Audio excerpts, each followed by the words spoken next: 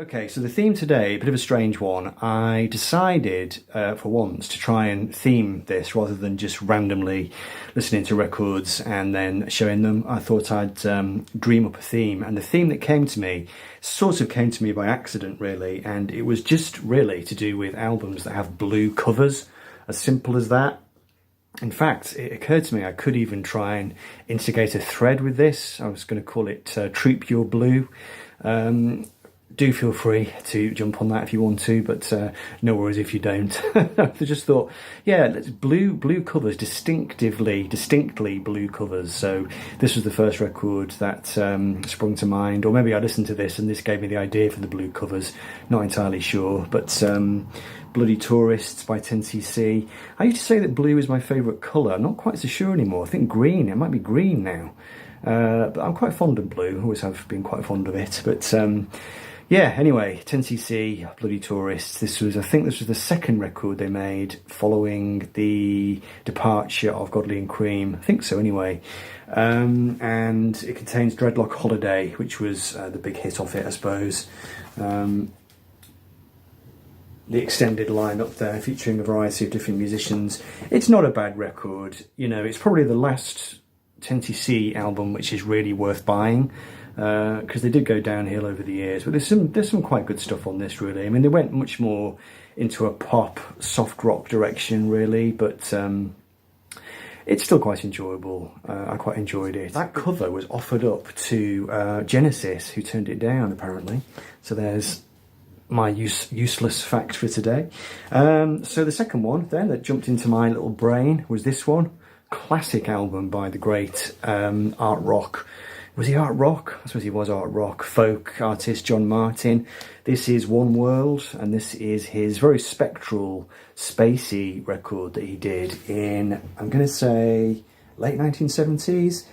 It's got the great track Small Hours at the end of side 2, which was recorded outside, I think, and it has this very strange, eerie sound. John Martin experimenting with his Echoplex units, I think. Great lineup of musicians on here. You've got Andy Newmark on drums. You've got Steve Winwood turns up. Dave Pegg. Danny Thompson on bass, of course, who John Martin always used on his records. I think he did, didn't he? He used to be on the Nick Drake albums as well, didn't he? But yeah, really nice to get to have this on vinyl. I found a copy of this a couple of years ago. I'm still working on the John Martin collection. It comes slowly, and quite a nice blue inner as well on that one. So yeah, really nice. John Martin and One World. Check that out if you've not heard it. Then there was this one. Elton John, Blue Moves.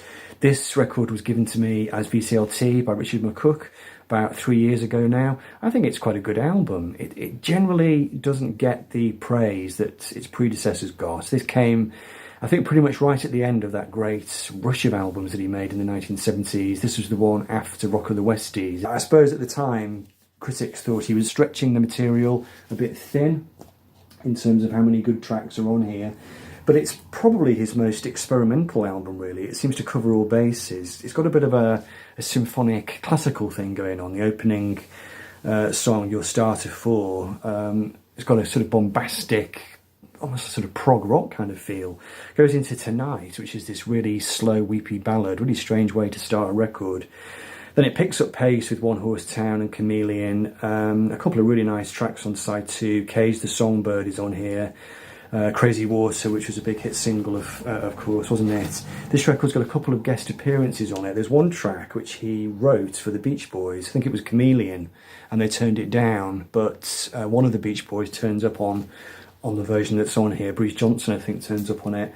And I've got a feeling that Graham Nash is on this record as well somewhere, maybe on Cage the Songbird. But I think it's quite a nice record. Yeah, it's probably not. It's not top drawer Elton in terms of that great run of 1970s albums, but I still think it's quite a nice one. So thanks, Richard, for that once again. Blue Moves. This is some kind of famous painting on the cover, I think. Somebody might tell me what that is. Somebody who knows anything about painting, which is not me. Okay, next one, Climax Blues Band and their album Flying the Flag. Gave this one a bit of an outing. This comes from 1980. bit of a yacht rock flavour to the rear there. And this album has shades of yacht rock to it, really. Climax Blues Band, a bit of a strange band. I mean, you'd think from their name that they would be a blues band, but that's not really what they were. Or they did have elements of that. They had a really great guitarist in Pete Haycock, brilliant player from the West Midlands, fantastic slide guitar player, really, really great. But they kind of mix it up always with a bit of pop, a bit of soft rock, never pure blues. And this record has got some nice touches, but it's also got a couple of quite bland pop moments. It sounds to me like a band that it's being A&R'd to death, as the old expression went, being leaned on by the record company to try and angle their stuff towards the charts. Bit of sort of early 80s synths coming into the picture here and there, so it's a bit of a mishmash, but there's a few good tracks on here. Where Pete Haycock's guitar shines through, a few rocky moments, touches on sort of status quo territory at times. It's not a bad record. I do quite like the cover. Was it Hypnosis? They're not credited on there, so maybe not. But anyway, there we go. Climax Blues Band and Flying the Flag, keeping up the blue theme. Right, so this next one, this is the only record in my collection by a Hungarian rock band. A Hungarian art rock band. I'd say not prog rock, more sort of art rock. This is Omega, who apparently are the most successful Hungarian rock band of all time. Vast discography, lots of albums in Hungarian, a few in English. This is one of their English language records. This is Time Robber.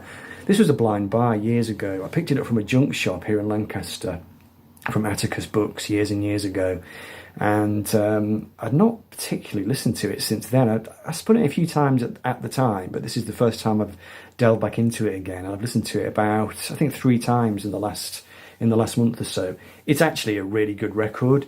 I would say shades of early Pink Floyd, a bit of sort of Hawkwind in there, a bit of space rock. I think it's a concept album. I mean, you can kind of tell from the cover, can't you? And the title, Time Robber. It's quite atmospheric. It's got some really good guitar playing on here,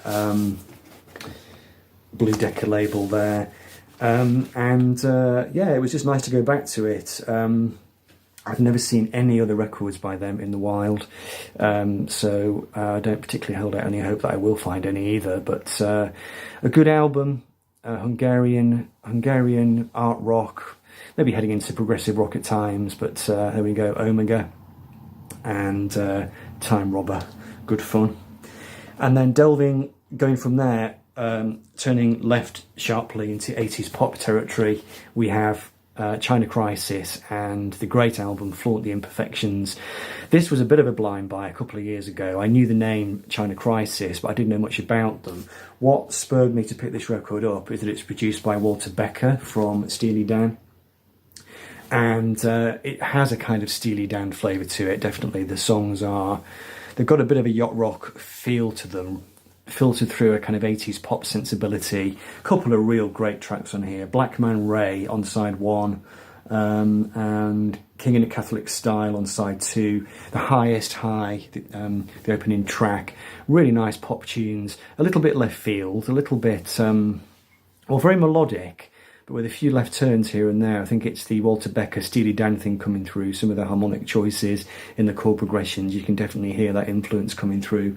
A really nice record. Blue Sea at the end of side 2 actually is a really lovely track as well.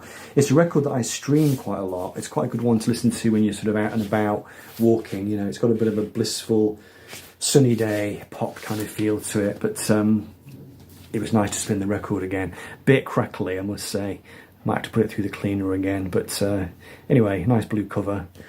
China Crisis and Flaunt the Imperfection. I said Imperfections before, didn't I?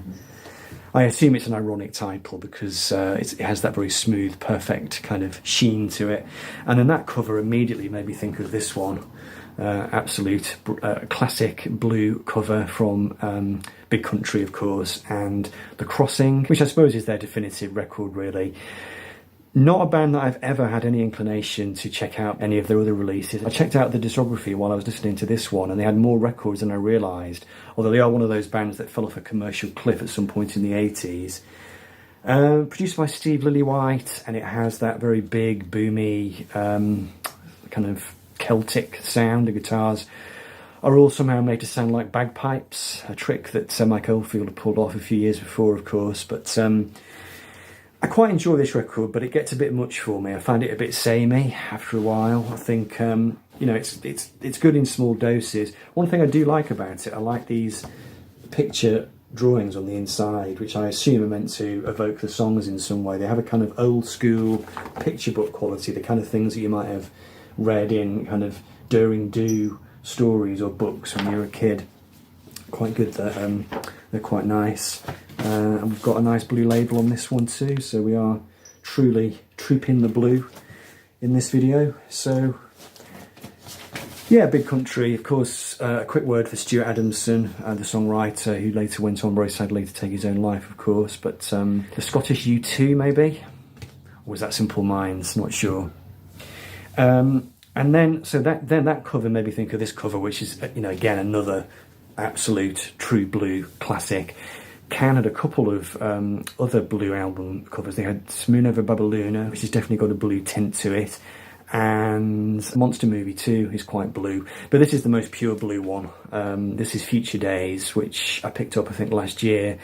I think it's my favourite Can album. It's the least jagged, it's the most trippy, probably. I think it might be the last one that featured the Japanese vocalist Damo Suzuki. I've got a feeling that this was the last one that he was on, and the next one after this might have been Soon Over Babaluna, I think. I could be wrong about both of those things. Put me right if I am. Anyway, Can. Really nice album, this. If you've not dipped your toe into the waters of krautrock or Can before, this is a good place to start. I think it's their most listenable record. Okay, nearly there.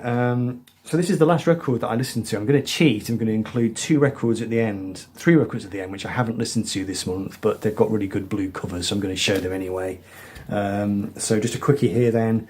Gave this one an outing, Panorama by The Cars, which is their 3rd album. I picked this up along with 2 other two other Cars albums in Oxfam a couple of years ago, having never owned any of their records before.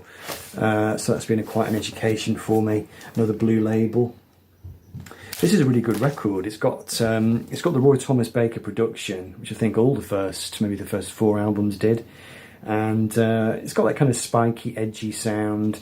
I like the lyrics. They're very punchy. They're very evocative, but in a very minimal sort of way. I was never that into them back in the day because that song Drive was just all over the radio too much. It was one of those songs that you couldn't get away from. So I kind of skirted around The Cars, but pleased to make their acquaintance now at this late stage in life. And that this might be the favourite one of the 4 that I've got. So nice to feature that with a very nice blue cover. The flag actually is all blue. I think it's just dark blue and lighter blue. So there we go. That was the last record I listened to. So I'll just show 3 more quickly that all have good blue covers. This one, Energy Orchard. This is a Belfast band. This album was their debut record. It came out in 1989.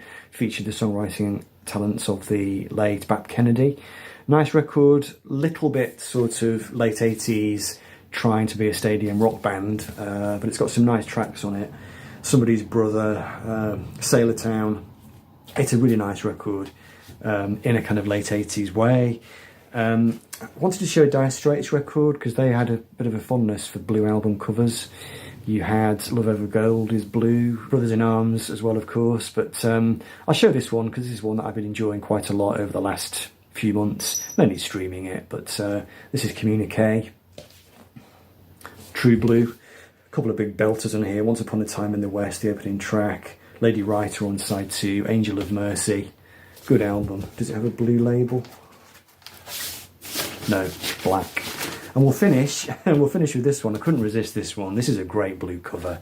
And actually it's a really good album as well. We'll finish with a bit of Creatures from the Night by Kiss. This was the first Kiss album I ever got, if you don't count the compilation Kiss Killers, which was the first Kiss record I ever got. But Creatures was the first proper Kiss album I ever got with the Eric Carr lineup. And this is a bit of a belter, this record. It features a track co-written by Bryan Adams, Vinnie Vincent on guitar, even though Ace Frehley is featured on the cover, and it has a really big, bombastic, heavy rock sound. The title track is a classic, and I Love It Loud on side 2 is a really good Kiss track as well. So haven't listened to this month, but I might just give it a spin after making this video, because it is a bit of an old chestnut from back in the day, and I just absolutely love that cover, one of my favourite album covers of all time. So there we go, Kiss to finish on that bombshell. Thanks for watching, see you next time.